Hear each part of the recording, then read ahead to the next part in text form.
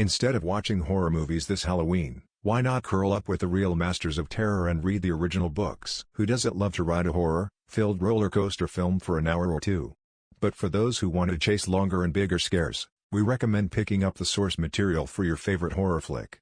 Aren't the books usually better, and way scarier, than the movies? Think about it.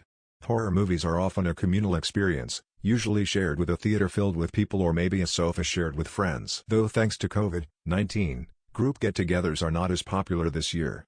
But reading is a solitary affair. A reader, alone, in the quiet, is the perfect setting for a serious fright. And though movie effects have come a long way, can Hollywood really conjure up anything as terrifying as our own imaginations?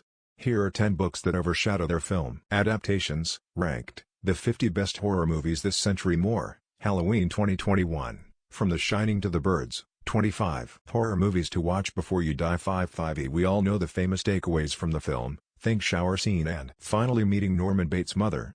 But there is more to Norman than meets the cinematic eye, and that is where the book, by Robert Bloch, stands out.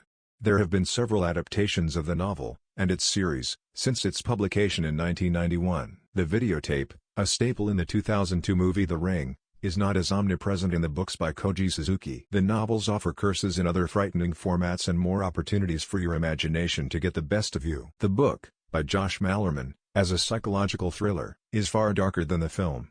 After all, sometimes the why is scarier than the how. The film does not address the internal terror as much as the external. USA Today's review calls the book a tale that blends claustrophobic dread and the dark side of humanity.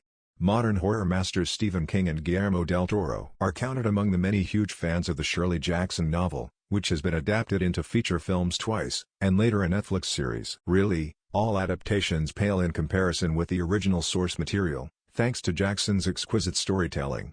When discussing what book, to film entry for Stephen King is far more frightening as a novel, this title popped up more than any other. Not only does the book win hands down for giving more insight into Paul Sheldon's inner voice than the 1990 movie, but the iconic cobbling scene from the film is played out far differently and far more frighteningly in the book. The screenplay for the film was written by the author of the novel, William Peter Blatty. When the film was first released, there were reports of theatergoers having physical reactions.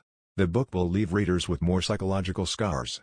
The 1967 book, by Ira Levin, was immediately followed in 1968 by the film.